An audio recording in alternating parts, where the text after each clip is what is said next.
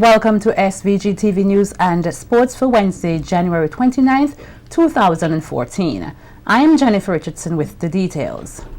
The 2014 arrowroot reaping season has commenced here with some 10 fields already reaped. On a tour to the grinding factory at Orange Hill earlier today, Minister of Agriculture Sabota Caesar said they are hoping to see an increase in arrowroot production this year, noting that last year they saw an additional 20 acres of arrowroot planted. Caesar took the opportunity to encourage arrowroot farmers across the country to increase their production, given that they are now receiving more for rhizomes. We now have over 80 acres of arrowroot planted in St. Vincent and the Grenadines, and we are seeing where many farmers traditionally would have planted arrowroot north of the Dry River. We are now seeing arrowroot being planted not only in North Windward, but North Central Windward, South Central Windward, and in Mariaqua. The Arrowroot Association will be working with farmers throughout the length and breadth of St. Vincent to ensure that we see production on the leeward side this year. And Caesar said the Farmer Support Company will be providing credit to arrowroot farmers of $500,000. He said soon extension staff at the Arrowroot Association will be interviewing farmers so they will have an idea about the demands for the credit. I want to really encourage all farmers to continue the program of diversification which has been started in this country for many years. We have an option. We have bananas. We know the situation that is happening with bananas, and there's significant room for us to increase the production in that commodity. We have witnessed in 2013 an increase in the production and particularly the export of root crops. And here we are seeing, because of the increase in price in arrowroot, where a farmer, I'm here with Barry, who would have advised me that he would have harvested some 2.5 acres and got some 30,000 pounds of rhizomes at $1 per pound. That is $30,000. So there are significant sums to be made. The returns are looking good, and we are encouraging more farmers to become involved in the production of arrowroot in St. Vincent. Meanwhile, the Agriculture Minister pointed out that they are at the early stages of exploring the packaging of arrowroot for medicinal purpose. And once we are able to harness the opportunities in this market, for example, to make arrowroot capsules and things of that sort that will serve as a medicine, then we will be able to possibly see a further increase in the price for rhizomes that will be given to farmers. We're working with the farmers. It is the policy of the government to ensure that we continue to negotiate new markets, and we want to make the farmers aware that once we can find new markets and new opportunities, once we can explore and harness these new opportunities and possibilities, that they can see significant returns for arrowroot rhizomes produced by farmers here locally that sell to the association. A dynamic and innovative private sector is absolutely vital to a country's development. Delivering the 2013 Economic Review of the Eastern Caribbean Currency Union last evening, Governor of the ECCB Sir Dwight Venner called for the private sector to lift its game.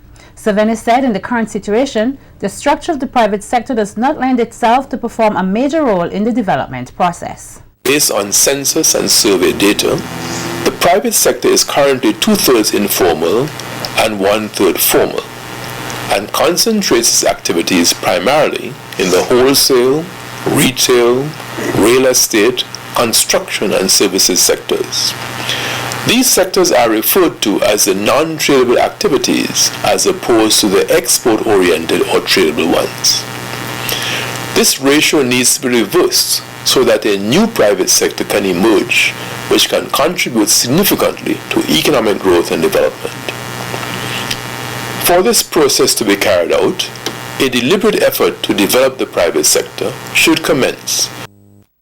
Savannah further noted that each industry has to reach a critical minimum size to be competitive and to provide the linkages which would contribute to its sources. An interesting example was the development of the banana industry in the Windward Islands, which focused on critical mass, research and development, and transportation and marketing efficiencies. This gives us a very good idea of how to start a successful industry.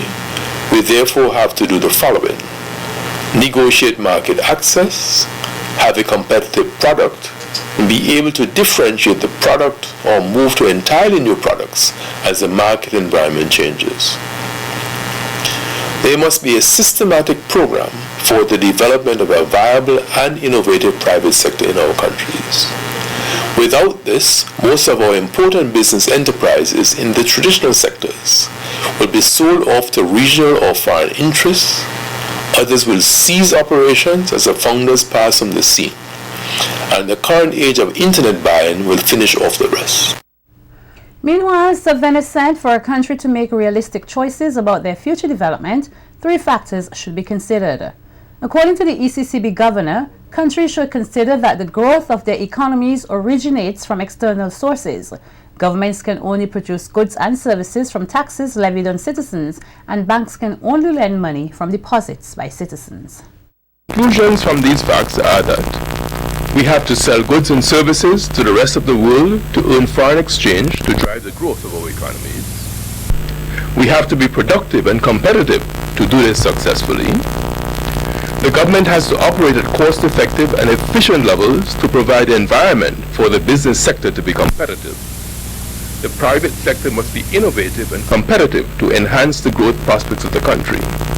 And the financial sector must have the depth and breadth to provide the appropriate type of funding to the private sector. This will not happen in the present state of fragmentation and fractionalization, as we pointed out.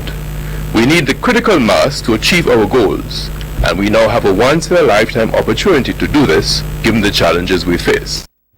The Insurance Brokers Limited of St. Vincent and the Grenadines has been made the first local cover holder of the world's specialist in the insurance market, Lloyd's of London. A cover holder is a company or partnership authorized by a managing agent to enter into a contract or contracts of insurance. Joe Sheridan, Chairman and Chief Executive Officer of the Insurance Brokers Limited, said with many persons feeling uncomfortable about insurance companies, the investment by Lloyd's is a boost in confidence for persons. We can see that this investment by certain Lloyd's underwriters is a major issue.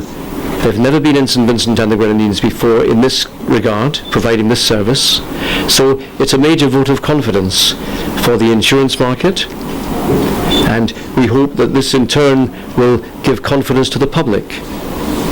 In other words, Lloyd's is saying to St. Vincent and the Grenadines, we think you're okay. That's pretty good. Sheridan said following the 2013 Christmas Eve trough system, there would be improvements in the standard and designs for insurances. Lloyd's is famous for strength, security, reputation, and they prefer customers who are going to practice, let's say, good risk management. In other words, they want good clients who take care of their property. So they won't accept just any and every property and any kind of risk. They will be very cautious and make sure that it fits their requirement.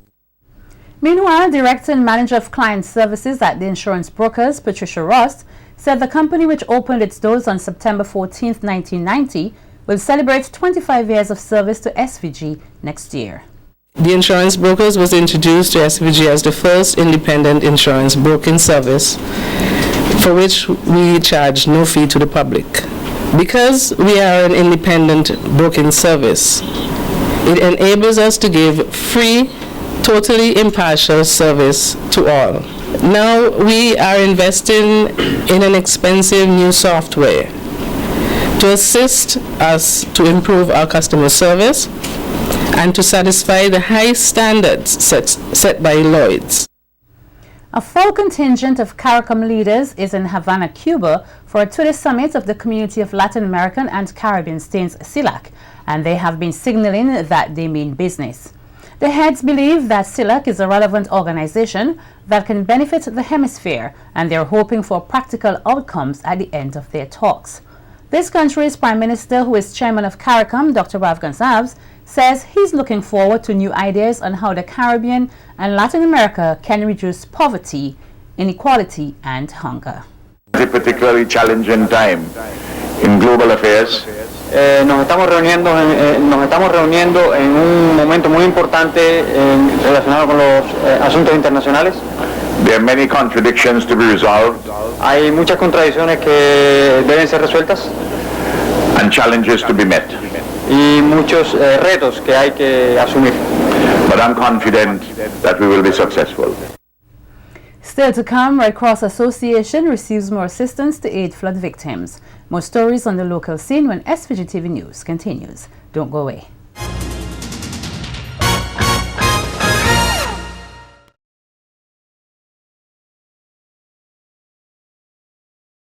Welcome back. The local Red Cross Society of St. Vincent and the Grenadines continues to receive financial and other assistance for those who were affected by the December 24th floods. Earlier today, Charles and Pauline Hendrickson of the Layou Neighborhood Watch Group presented a check in the sum of $5,000 to the SVG Red Cross.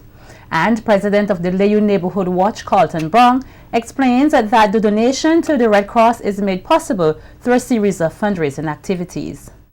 We decided as a group, as a committee, to hand over a check to the St. Vincent and the Grenadines Red Cross Society, a check of $5,000, and we hope that this venture will go in a long way to help the persons who have suffered from the immediate flood disaster during the month of December.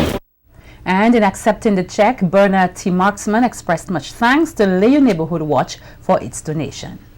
On behalf of the St. Vincent and the Grenadines Red Cross Society, let me express our sincere thanks and appreciation to Mr. and Mrs. Hendrickson and Mr. John, representing the Layou Neighborhood Watch.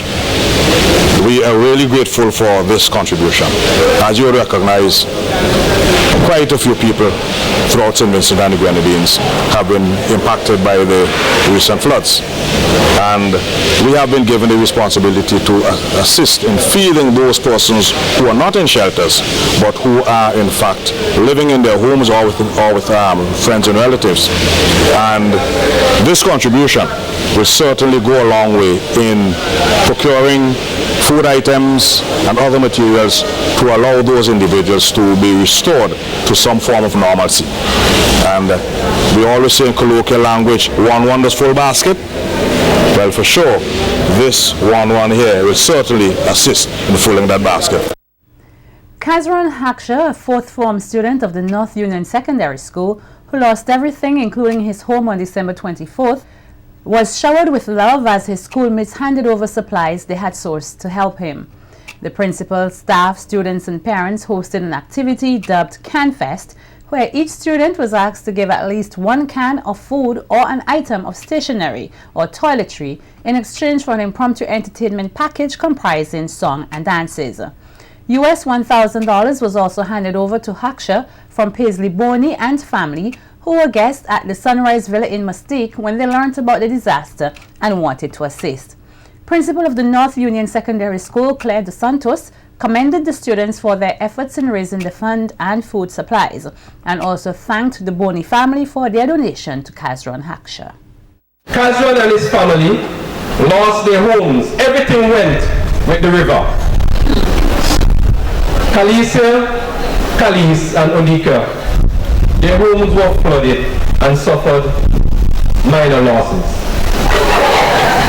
The staff and students of the North Union Secondary School organized an event where students donated money, food, clothing to help these students.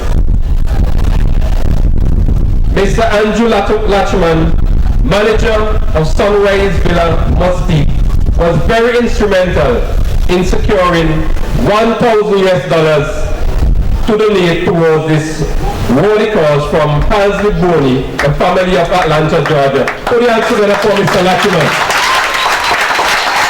Mr. Latchman just stand and wait for the students to see you.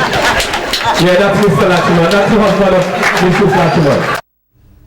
Hagsha used the opportunity to thank all persons involved in assisting him with supplies and funds. On behalf of my mother and I would like to say thank you to the student body, their parents and the members of staff of North Secondary School.